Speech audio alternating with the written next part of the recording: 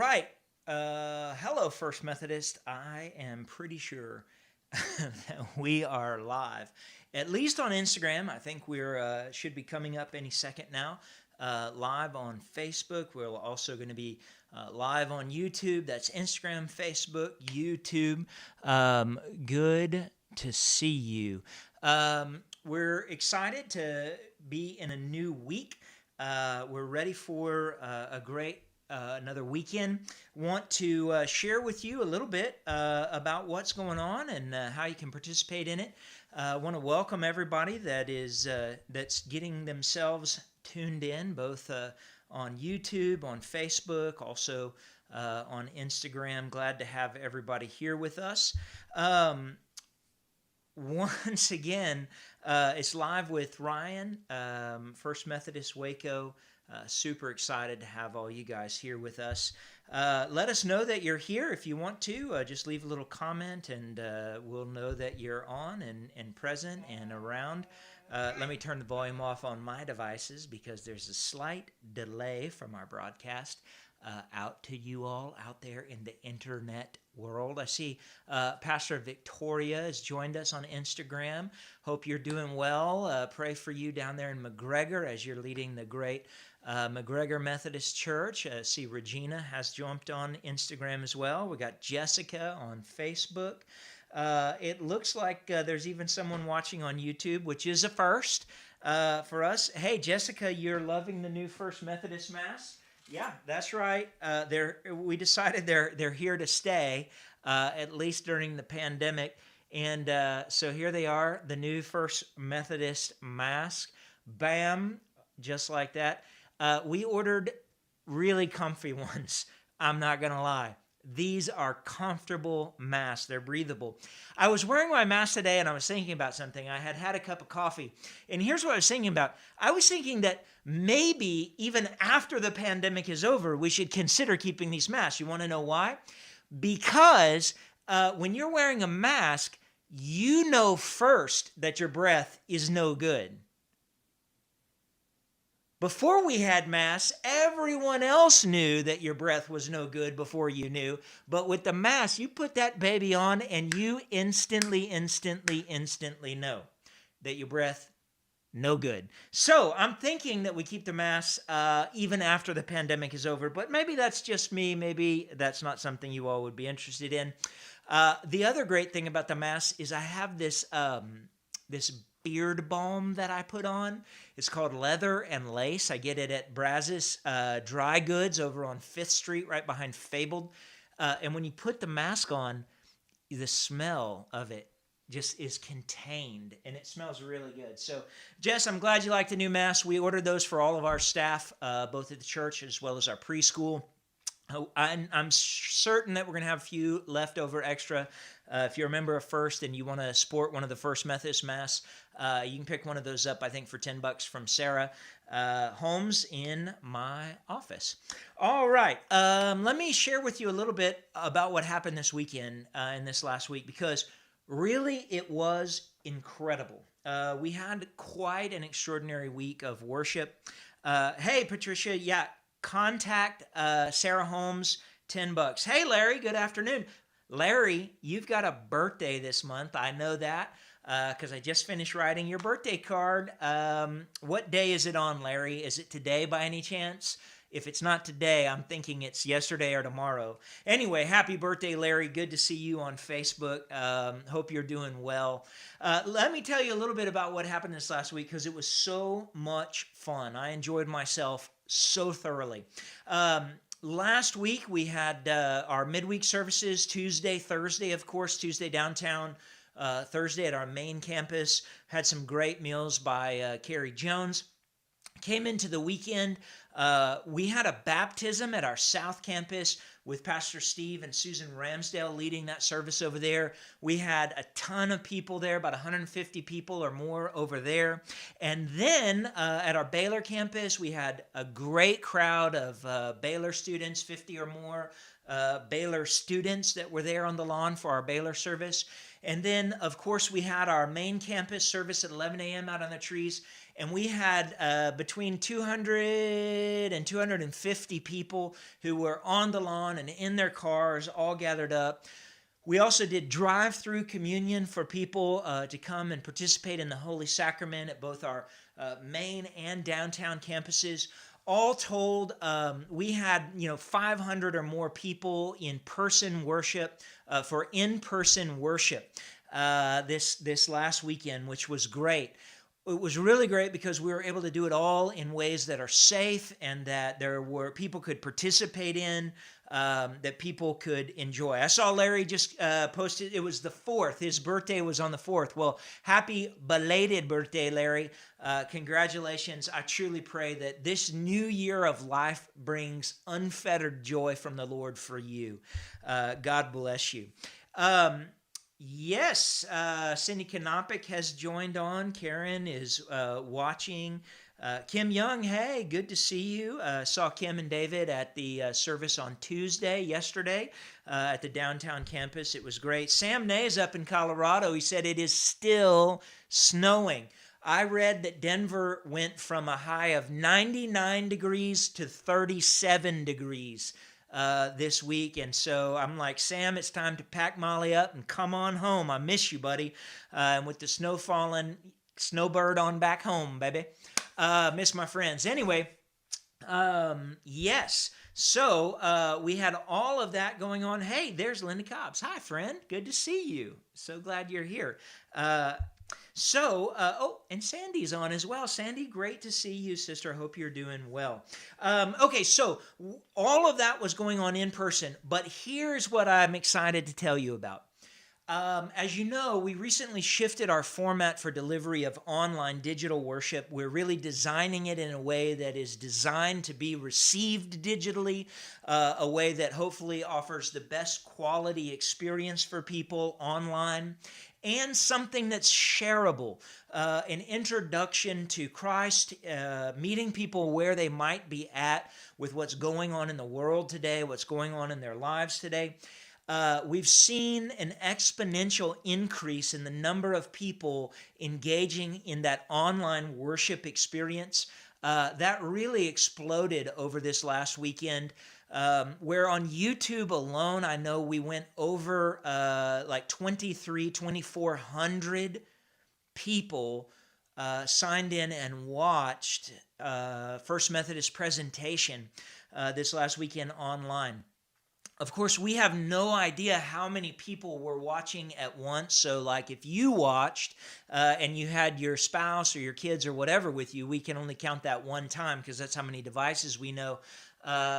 Devices is all we can really count. But we estimate that something like 2,500 people, 2,500 devices joined us online. If you consider maybe there was 2 people per on average or something like that, somewhere between 3,000, 5,000 people participated in worship with us online this week. Now, what's really interesting about that is some of the analytics that we're able to look at and see who it is that we're reaching. And let me tell you, we are reaching people who historically we struggle to reach out to connect with. So younger people, younger men, 18 to 30, represents our biggest audience share, biggest congregational share on that worship broadcast. So my little heart is going pitter patter. My little evangelistic heart is just really excited and thrilled that you and I are able to share that content and that it's being picked up and viewed by people, honestly, around the world who are in need of some encouragement, hope, and need to know Jesus.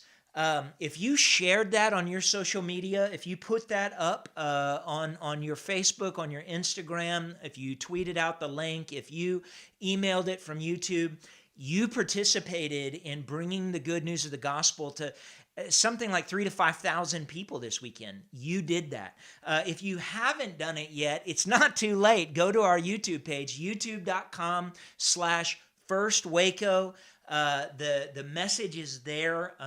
This week's message was, why do bad things happen to good people? I'm just going to decline this phone call from Sorry, Instagram, I had to pause you. My district superintendent, my boss, was calling me, so I just declined her phone call. But Leah, Dr. Gregory, I'm online, so I'm not screening you, even though I screened you. But this is just the reality of live broadcasting. Okay, I want to remind everybody that you can participate in the conversation today. I would love to field your questions. If you have questions, post them up on Instagram, pop them up on Facebook, or if you're watching on YouTube, go ahead and put your comment up there. Would love to hear from you. If you have a comment or question, you can put it up on YouTube as well. Also, you can call in if you want to be a part of the show. 254-421-8158. I'm going to put that up actually on our Facebook page. If I knew how to put it up on Instagram or on YouTube, then I would, but I don't, and so I won't. 254-421-8158 is the number if you would like to jump in on the conversation. I see Gloria there. Gloria, I think you perhaps are one of our most active members these days. I see you at the South Campus, see you at Maine, I see you at our midweek services, and it is great to see you here online as well. We just love you, love the Spirit of God that lives inside of you and how much joy you bring to the world. All right, what is it that you're wanting to talk about today?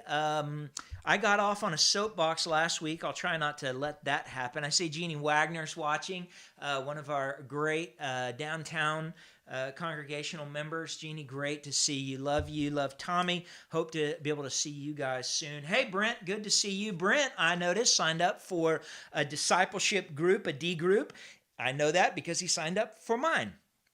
If you are interested in signing up like Brent and so many others have to be engaged in intentional discipleship over an 8-week period, please do contact us and let us know. You can contact John Thornsberry or his assistant Martha.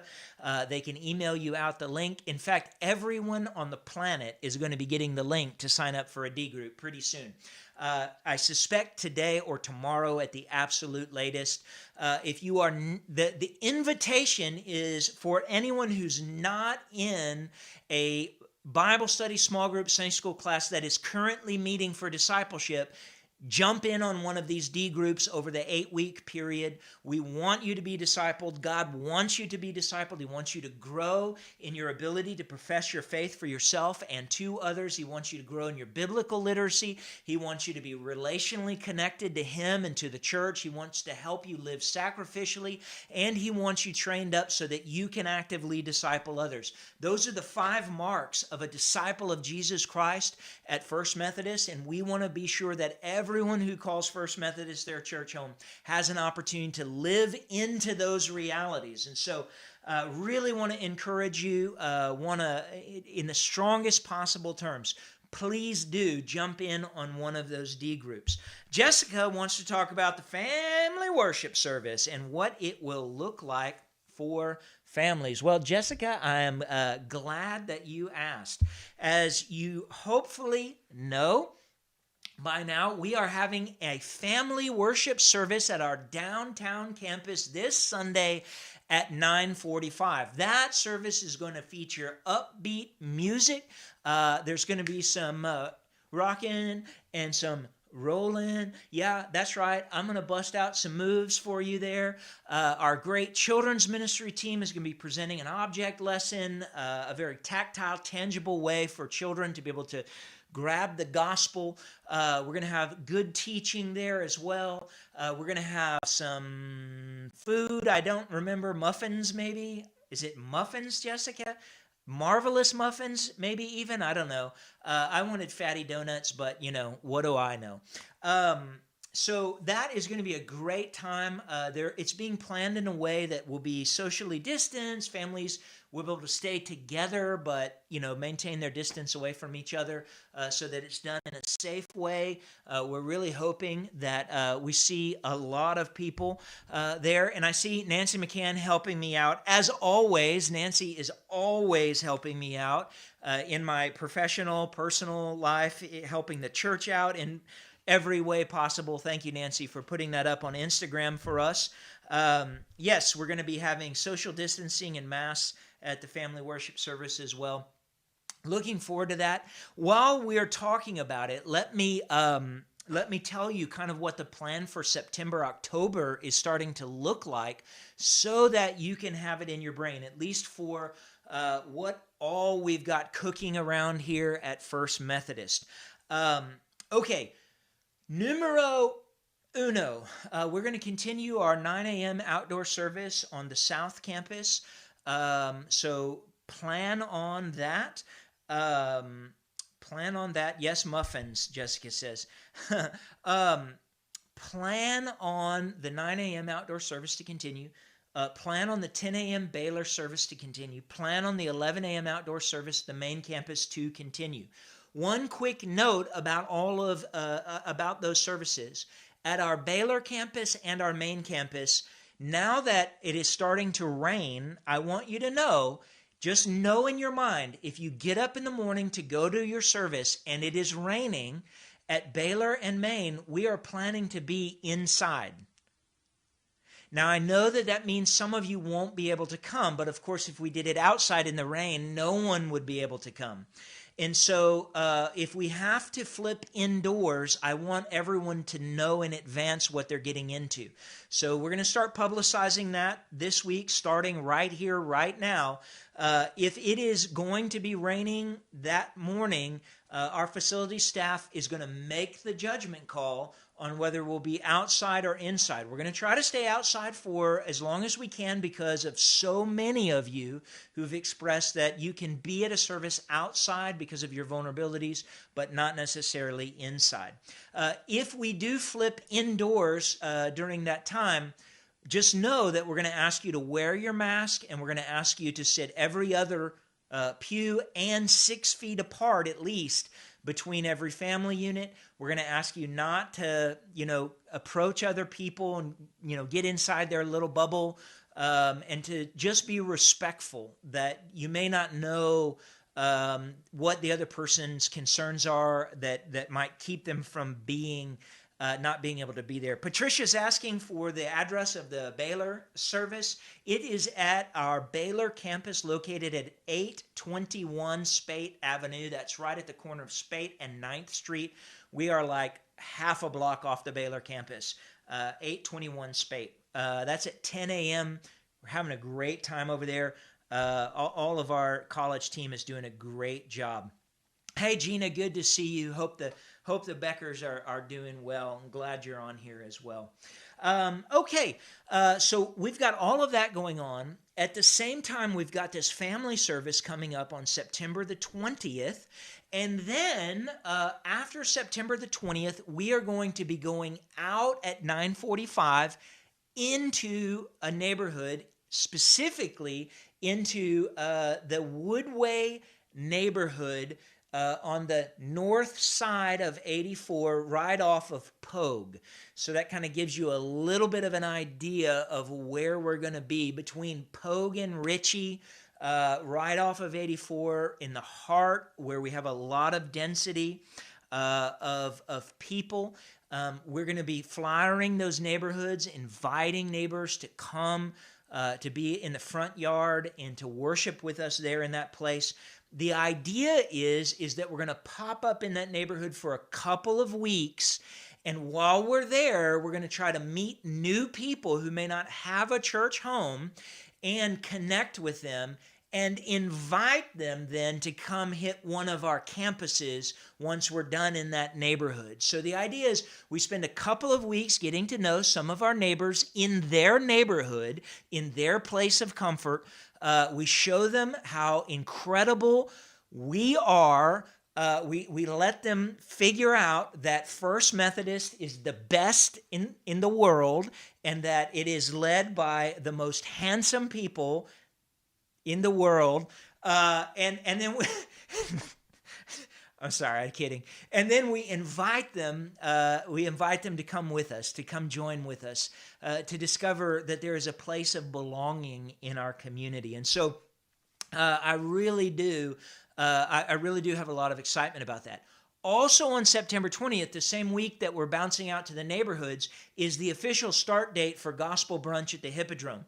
One quick word about that. The Gospel Brunch at the Hippodrome, you show up, you order from the menu at the Hippodrome, and you pay the Hippodrome for your meal. But John Tidmore, one of our pastors, is going to be there sharing the gospel in word and song during that time. That's from 9:30 to 10:30 at the Hippodrome. We're offering this as an opportunity to meet new people who may not ever darken the door of a church or a worship service, but who might show up at one of the coolest, funnest places in Waco to get a little bit of encouragement in the body and in the soul. What this means is it's a great opportunity for you to invite someone that you've been working on. Maybe it's that person you've invited a million times to come to church with you and they've never taken you up on it. What if you say to them, hey, I want to buy you brunch on Sunday morning? And they say, what? You always go to church on Sunday morning. You're willing to take me to brunch? And you say, yeah, absolutely, because at brunch, some of the members of my church are going to be doing some awesome music and sharing a word of hope and inspiration. So I'll buy you brunch if you come with me and enjoy this special time together. So it's an invitational tool for you. We're putting this tool into your hands because you know who it is in this city, in this community, in your family that you love, that you pray for, that you want to know Jesus, but don't. And so we want to equip you and partner with you, come alongside of you to help you reach them in every way possible. So those are some of the things that we have coming up. There is one more thing coming up that I am excited to tell you about, but I can't do it today. How's that for a teaser? Isn't that terrible? I tell you that there's something that's going to make a lot of people excited, and then I can't tell you. But we're working on it. We are working on it. I think by the end of this week, we'll have all the details nailed down. As you can imagine, everything that we do for worship, for gatherings, is a huge undertaking with 1,000 moving parts and pieces, with personnel, with equipment, with where we are, what we're doing, who's doing what, and trying to make sure we do it all with great excellence, which I think I want to just commend my incredible team in saying I think they are doing things with incredible excellence right now. I have been overwhelmed with the number of you who have called me or texted or emailed to just talk about how incredible our revival service on the lawn is. It truly is like this old-fashioned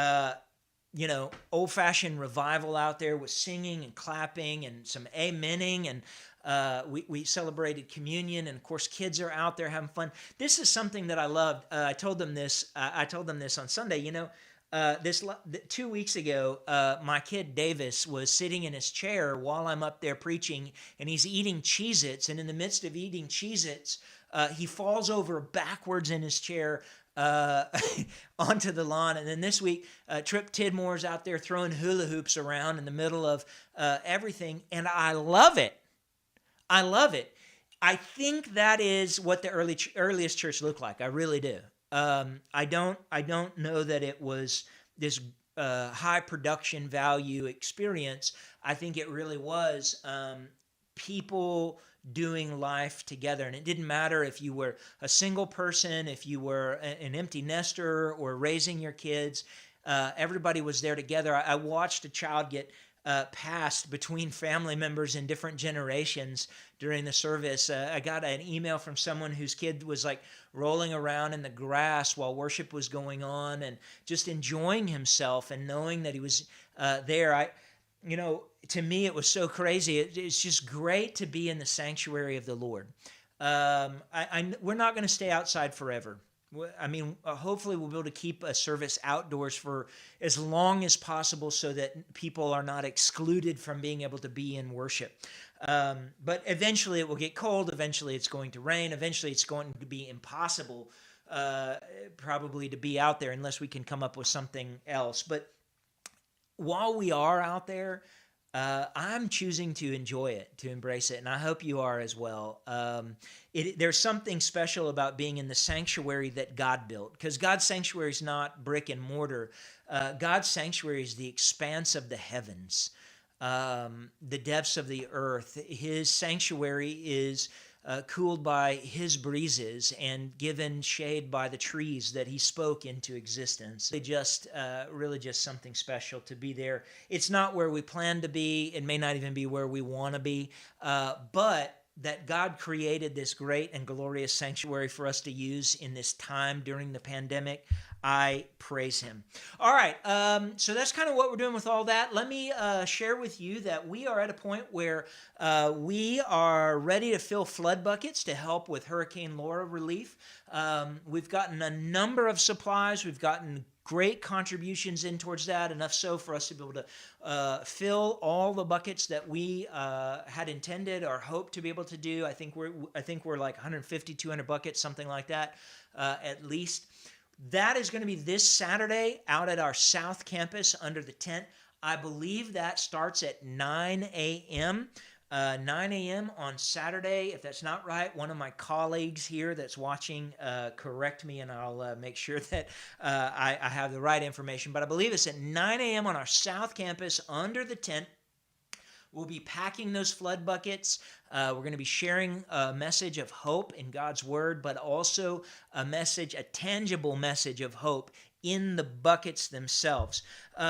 Man, there's so much stuff going on these days. It's so crazy. I just realized that Sarah Holmes, who's watching, my assistant, Sarah, I want to be sure that we have enough God is Big Enough bracelets to put one into each bucket. So will you pull those out and make sure that Martha or John gets those? All right. Thanks for letting me do that little piece of staff instruction while it's on my mind. But I might otherwise forget, and then I'd be like, hey, where are the bracelets? Oh, I forgot to get that. All right. Hey, Susie Bud, good to see you on here as well. Glad to have you. Okay, friends, what else is on your mind today? We talked about baptism last week, which was a really great conversation, I thought, about the significance and the meaning, what's unique about us as Methodists. I also shared with you the wonderful development last week about opening a Wesley House of Studies at Truett Seminary, and my belief that of the future shaping difference that will make at First Methodist as well as Methodism around the world. Why don't today, since we took communion this last weekend, I say just a word about communion, some things that you may know, might be reminders, or you may not know some of this. And I'm going to talk about that until you interrupt me and want to talk about something else. If you want to call in, you can on Instagram and on Facebook. The phone number is listed there for you. Feel free to call in and interrupt me with a phone call, and we'll be more than happy to hear from you. Okay. Hey, Hallie Cook, quick hi from Kids Castle downtown. Yeah, both our preschool program at our main campus, Kids Castle downtown, have fired back up again. We're all holding our breath. We've got a ton of safety protocols put in place at the church to try to guard the safety of both the children and our teachers and leaders. So we're holding our breath. We're praying. I hope you're praying for us, praying for them as well. Okay, let me talk a little bit about communion until somebody interrupts me with something more interesting. Hey, Jody, good to see you. All right. Hey, Catherine Haynes. I'm happy to see you on here. Good to see you, friend. Okay, Catherine, I know that, well, never mind. I won't air out somebody else's medical business on here, but needless to say, I prayed for someone your husband is cutting on, and we're lifting him up in prayer too. And he anyway, okay, sorry, all right, communion, before I get into myself into trouble. Did you hear me just like, yeah, I spit, I stuttered because have you ever been walking down a street and then you notice it's like darker and darker, and then you notice there's some things going on that maybe you're like, I don't know if this is where I want to be, and you just, that feeling overcomes you to the point where you're like, I'm just going to stop and turn around and walk away. That's just what happened to me with the train of thought. It was just going in a direction, and as I started going there, I was like, no, turn around, Ryan. Turn around. Go the other way. Hey, Ben. Good to see you. And I see that Sarah Holmes is, in fact, planning to bring the God is Big Enough bracelets and confirming September 12th, 9 a.m. on South Campus, we're doing flood buckets. Okay, communion. What is communion? Well, communion carries tremendous significance in the Wesleyan Methodist holiness movement, in our way of thinking, our way of understanding. It is called a sacrament. In Protestant world, there are two sacraments. There is baptism and there is communion. The word sacrament means sacred moment. The reason why it is considered sacred is because we believe that God becomes present in a tangible, tactile way through those two means of grace. Now, those are not the only two means of grace. Prayer, worship, scripture reading. There are many other means of grace. But these are two means of grace that hold particular significance because we believe in them God becomes tactile. Eternity touches temporal reality in a way that our senses, beyond our spirits, can experience. Now, that's a big mouthful, isn't it? The other reason why we consider these sacraments is they were instituted by Christ himself, and they were instituted by Christ for all people. So, for instance, the Catholic Church considers marriage a sacrament. The reason the Protestant Church does not is because we don't believe it is for all people. We believe that sacraments are something that Christ ordained for all people to be able to participate in. For the same reason, being ordained is not a sacrament in the Protestant way of thinking as it is in the Catholic, because not all people are called by God to participate in ordination. But we believe all people are called to participate in baptism and in Holy Communion. So this sacred moment, this sacrament, Holy Communion, is a place in which God becomes tangibly present, that we can experience his true presence with us in a tactile, sensory way. Extraordinary. Now, we believe that communion, it is a memorial, meaning we remember. That's what a memorial is. A memorial is a time where we remember.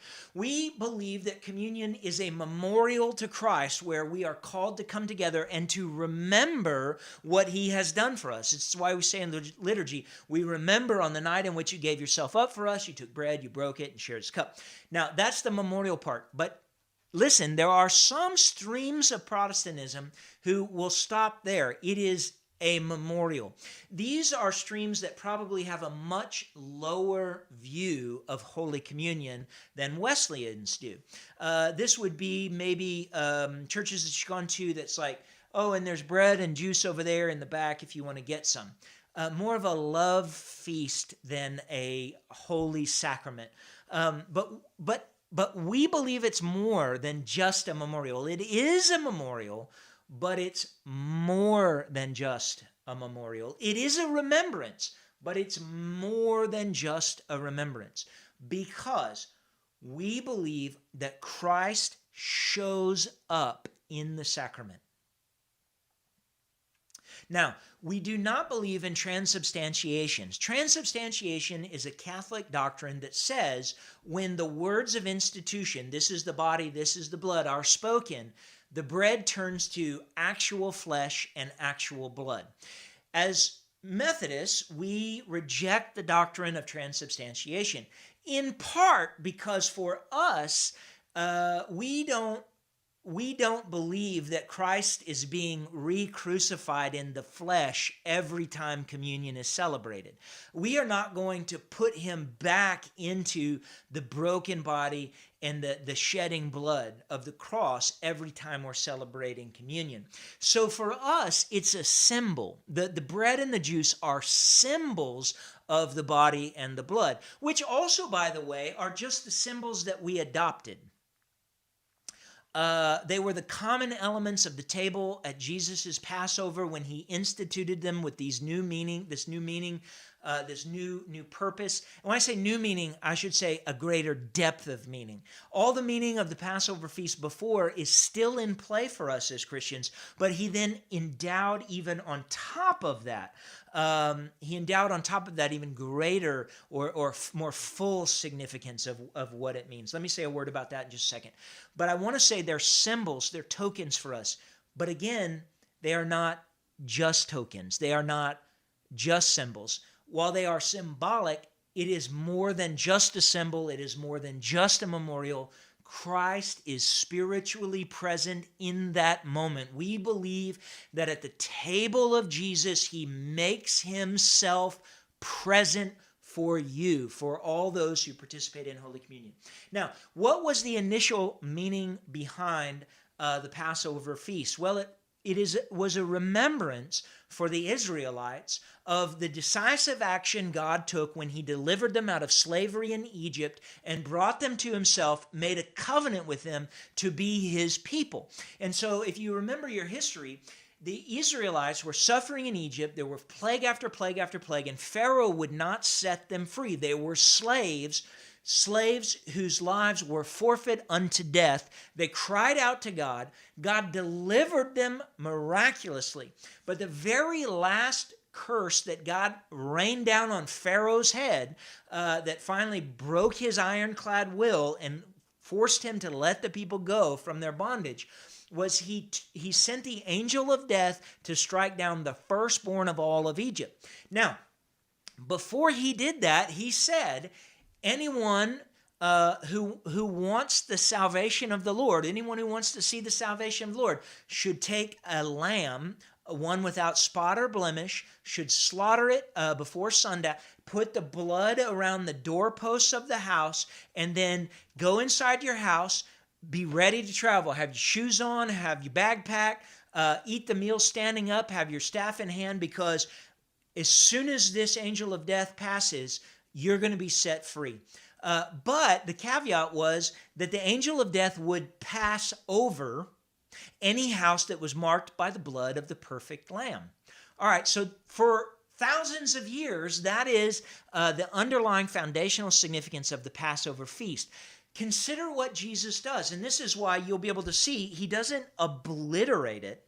He doesn't obliterate the meaning of the Passover feast or just create a brand new meaning. He takes its original meaning and he endows it with even more depth of understanding and meaning for all of us, and he massively expands it to include all of us in his considerations.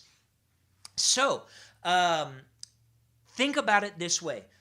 Jesus is now saying, do you remember the blood of the animal that was a lamb without blemish, whose blood you spread on your doorpost to indicate this house belongs to someone who believes in God? He now says, look, it's my body that's going to be broken for you. It's my blood that you're going to be marked by, the blood of the atonement that's going to cover over you so that death will not have a final say over you. Literally, when we participate in the atoning sacrifice of Jesus, what we're saying is that when the angel of death comes our way, when our days on this earth are over, when our final breath comes and the angel of death is passing by, if we are marked by the blood of the perfect lamb that is Jesus Christ, that angel of death is going to pass us over. And that will not be the final word on our soul, on our existence. So when we are coming to the communion table, this is the depth of understanding Jesus is putting into it. This is why he says, I give you this new covenant. Now, it's not new, like it's never been heard of, or that the old no longer has any place or significance. Really, you and I can only understand the totality of what Jesus, the miraculous nature of what Jesus has done, if we build it on the foundation of the old covenant. And realize that this new one doesn't exclude the old one, it absorbs it. It brings it in and gives it even more fullness and meaning and expands it out to all people. That is what Jesus has done in the meaning of communion as it relates to the Passover feast. Now, it's a memorial, but not just a memorial. It's a symbol, but not just a symbol. We believe that Christ is present. Is he present in the flesh, meaning the bread turns into flesh or the juice or wine turns into blood? No. But he is present spiritually, presiding at his table. Just as in the old days, the head of the house would sit at the end of the table for the evening meal with everyone gathered around, so also Jesus sits at the head of the table. It is the place that God has placed the Son. to sit and to welcome all to his table, to feed all at his table. Now, this is another really important part of how we understand communion. You and I, Wesleyan Methodists, we believe, when I say Wesleyan, I'm referring to John Wesley. John Wesley was the founder, the originator of the Methodist Church. He actually was an Anglican priest. The Methodists were a revival group within the Anglican Church that, because of the War of Independence, we broke apart to become our own separate denomination.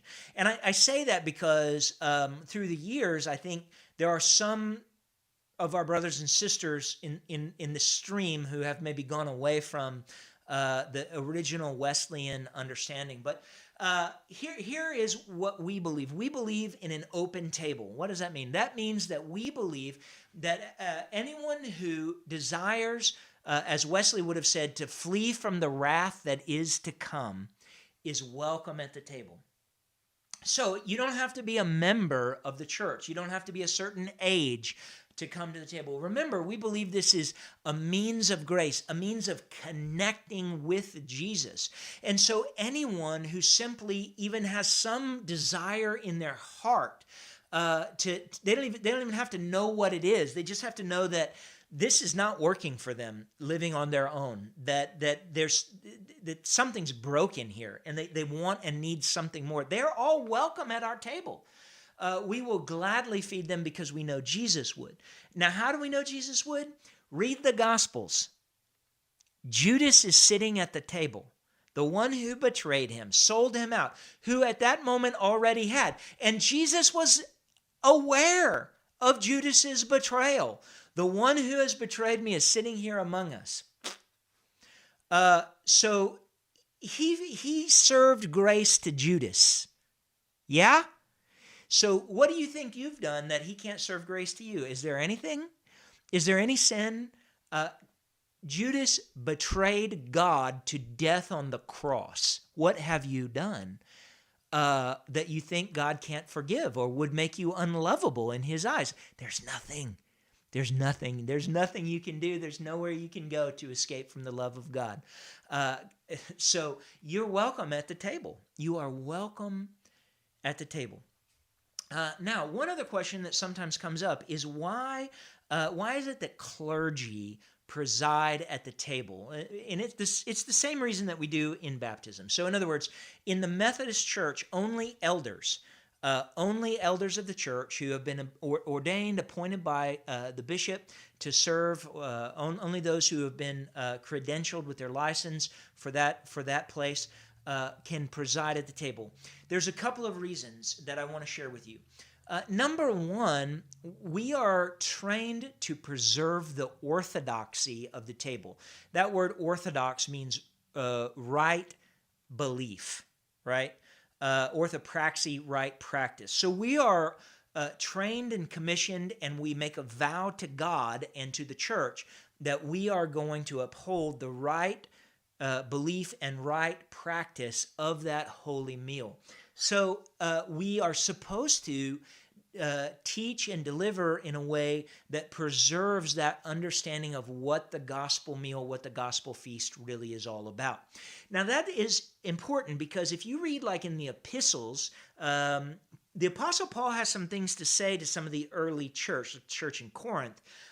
He has some quarrels with them about how they're doing the communion meal. You may think, well, how could you get it off? Well, read in the epistles and you'll find out they were gorging themselves while letting other people go hungry. And so we want to be sure that we deal with the meal well. It is, as I said, it's a memorial, it's a symbol, but it's more than that. And so we don't treat it cavalierly. Like, for instance, once we consecrate the bread and the juice, we don't just throw them in the trash and pour the juice down the drain. We put the bread out for the birds and the animals to eat. We pour the juice back into the ground. We give those elements back to the Lord. We don't just throw them away, because you don't just throw the body and blood of Christ away. So we're careful with it. We're thoughtful with it. That's what preserving the orthodoxy, the orthopraxy of it is about. But there's another reason. And this one to me is the most compelling because I think lay people certainly can. I mean, I know them. I know lay people who can preserve orthodoxy and orthopraxy. But here's the bigger one for me. And this was actually taught to me by one of my mentors, Bishop Mike Lowry. He's now my bishop. But when he was senior pastor and I was an associate, I wondered why Bishop. At that time he's just Pastor Mike. Pastor Mike, why does what do I know? I mean, yeah, I've been to seminary, but there are disciples in this church with far greater experience, knowledge, biblical training, all this stuff than me. Why can I do baptism and do communion, but lay people can't? He explained it to me in this way. I mean, all the orthodoxy, orthopraxy, all of that. But there was this other thing. He said, Ryan, we're not special. I mean, we're special in the way that everyone's special. But we're not. When you're ordained, when you're appointed, it's not that you're better than anyone else or that someone else couldn't do it. But there are these unique moments in your life and in your ministry when you are serving a representative function, where you are standing not just for yourself, but you are standing on behalf of the whole. Consider it like this. There are times when the President of the United States is his or her own person. They are representing themselves, or a prime minister of a nation. When they're at the grocery store, maybe they don't go to the grocery store on their own, but, they're a private citizen. But if they're at a summit, if they're at a trade summit, they're not just there advocating what is in their best interest. They're not just there representing themselves. They're there to represent the whole of the nation. Similarly, when we elect someone to represent our district in Congress, we're not saying go up there and do whatever you want. We're saying, you're serving in a representative function. We're trusting you to be more informed than we are, to understand the issues more deeply than we are. We won't even know everything that's going on, but we expect you to know us enough that you can do what's in the best interest of the whole district, not just in your best interest or in the best interest of a small group. So in the same way, the pastor of a church, at least in the Wesleyan Methodist holiness stream, has certain moments when they are representative of the church as a whole. And communion is one of those places. It's one of those times where when I am breaking the bread or when I am baptizing someone, I don't just represent Ryan. You're not baptized into Ryan. You're not celebrating the meal of Ryan. And neither are we doing it individually. It's not my meal. It's not my table. It's not my church. It's not my invitation to join. All of that belongs to Jesus and to his church. Now, the whole church can't be up there doing it once, so what do? We have representatives to represent for everyone that this belongs to the church as a whole. Perhaps one of the most poignant examples of this that then Pastor Mike, now Bishop Lowry, shared with me is at weddings and funerals. Now, if you ever see me do a wedding or a funeral, you will watch as I am always in the lead. So at a funeral, for instance, I lead the family down to the front and sit them down there. And after the service is over, I get up and I lead the family and then lead the casket out to the car. And then I actually ride in the car in front of everyone else. And then when we get to the cemetery, I walk in front of the casket to the gravesite. In the same way at weddings, I come out first, followed by the men, and then the ladies come down the aisle and line up. And then at the end of a wedding, you will hear me pronounce the benediction and then walk out ahead of the bride and groom. Why do I do that? Am I just like obnoxious about being first? Am I trying to get to the wake or to the reception first? No. The reason that I do that, and I share this with my families that I serve both at funerals and weddings, is the same reason. I always tell them, when you see me going ahead of you or ahead of your loved one, what I want you to know is that there is nowhere that you will go in life or in death that the church has not gone ahead of you. Think of that. Think of the significance of that when you come to bury your loved one, to see the pastor walking ahead of that person, and let it be a reminder to you that the church has already gone ahead of them. That they are not going to this place where they're unknown, where there is no community. They're not alone. They are they have been led there by the saints that have gone before them, and the reception of the saints before them is there waiting for them. Similarly, in marriage, man, marriage is hard. The best marriages are hard. And you have to know from the very beginning that you will never face anything in your marriage that the church has not experienced and faced together. And so you need to simply ask, when you hit those moments of hardship, when you hit those moments of struggle, when you hit those moments of doubt or insecurity, call upon the church. Call upon the church, because they have gone ahead of you. Isn't that wonderful? Isn't that so rich, so meaningful? I'm so grateful. I am so grateful for Bishop Lowry for sharing that with me. So there it is. That's why the pastors celebrate communion, is because we want you to know that it's not just us in our little local church gathering together to celebrate this meal, but it is the saints in heaven celebrating at the feast, the table of Jesus Christ. It is the church in Uganda, and the church in China, and the church in Pakistan, and the church in Peru, and the church everywhere around the world coming to the same table, the one that belongs to Jesus Christ.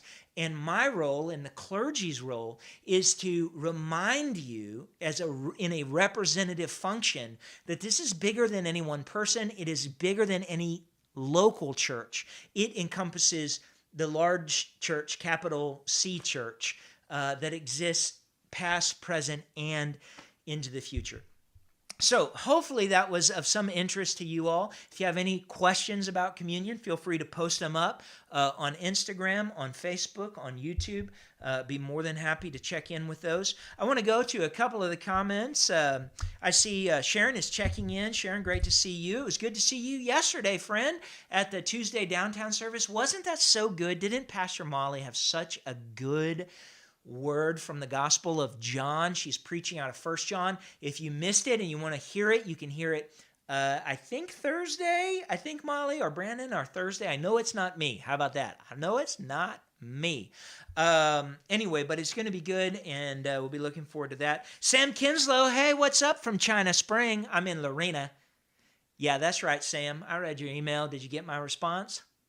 Sam sent me a hilarious email teasing me about the China Spring Lorena rivalry. So I went ahead and teased him right on back. Don't mess with me. Just kidding.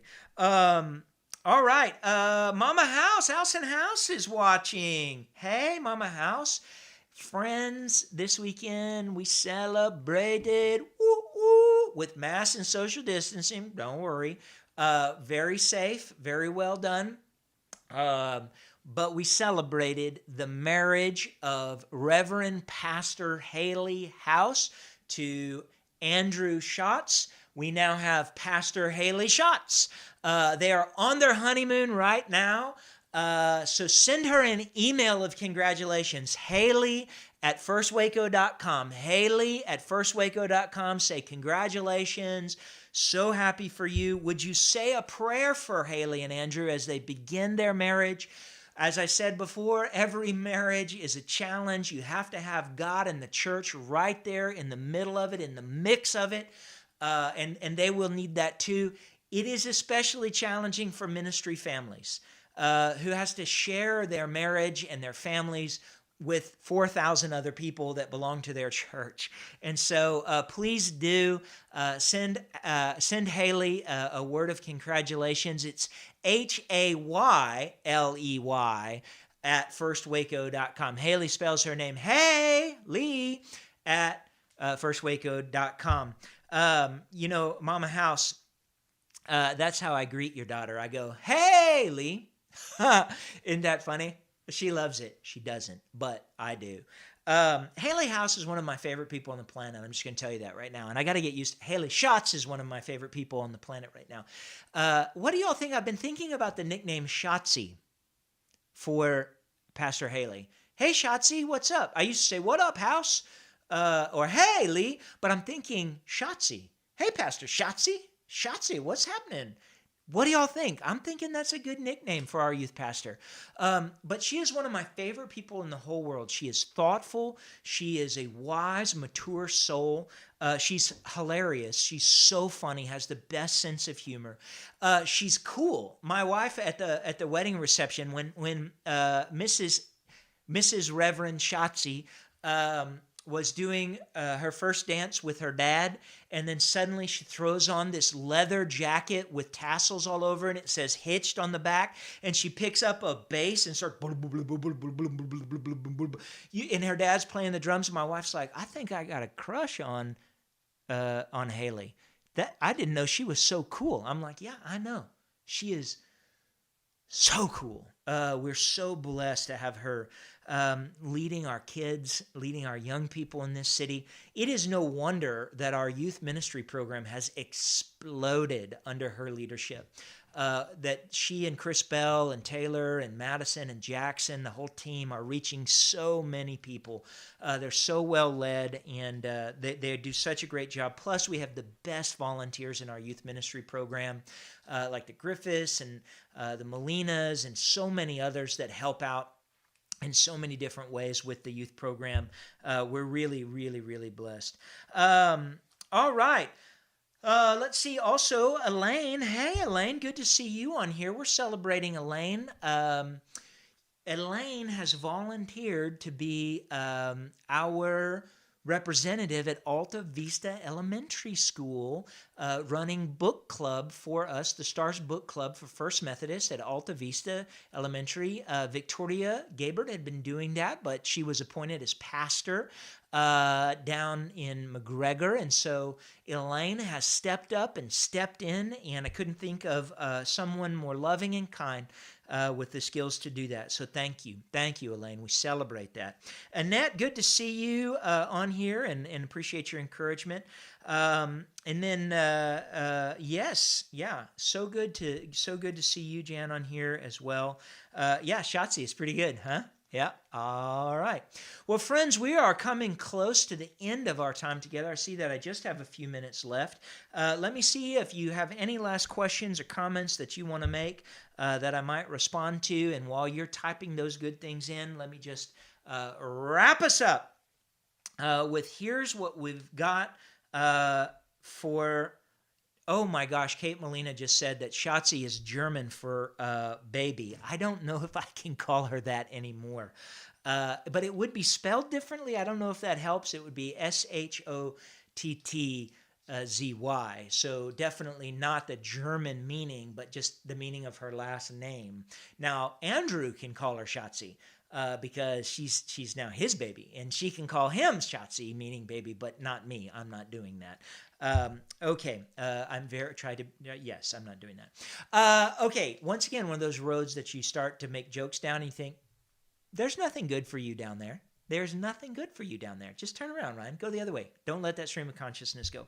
All right. If you have any other thoughts, comments, questions, concerns, you want to pop up there, we're probably coming to the end of our time here, but you can always email me, ryan@firstwaco.com. Just in 1 minute and 10 seconds, let me give you a recap of what you have to look forward to. Tomorrow, you have Thursday noon at Main Campus with Pastor Molly and Brandon and John Tidmore. Then on Saturday, we have a flood bucket packing party under the tent on South Campus, 9 to noon. Come help us pack buckets for flood victims of Hurricane Laura. On Sunday morning, 9 a.m., outdoor, under the tent, South Campus, Stephen Susan Ramsdale. 10 o'clock, Baylor Campus on Spate and 9th with Taylor and the college ministry team out there. 11 a.m. on the main campus. Listen, I texted several people that are my friends I hadn't seen in a while. They showed up and they thanked me. They thanked us for inviting them. Invite someone to come. If you haven't been yet, come on. before you miss it, before it's over, before it's past, the opportunity to be a part of the outdoor revival that's going on, come on in. God's given us this great cool weather. You can't complain. Come on over before we have to get driven indoors. Then also at 9:45 this Sunday, outdoor, downtown campus, family service, high energy, big fun. See you later, Instagram, to Facebook and to YouTube. We're also coming to the close of our time. If you need anything at all, please do give us a call. Let me know. Send me an email. Send me a text. We've passed out all the pastors' personal cell phone numbers for you to use if anything comes up. We love you. We love First Methodist. We're praying for you every day. I'm so excited about everything going on in the church. Sign up for a D group. Look for midweek Bible studies that are coming up soon all throughout the week. God bless you. God bless First Methodist. I hope to see you soon this weekend. All those in person and online. You can join with the thousands and thousands of people who are participating in online worship with First Methodist as well. Bye-bye.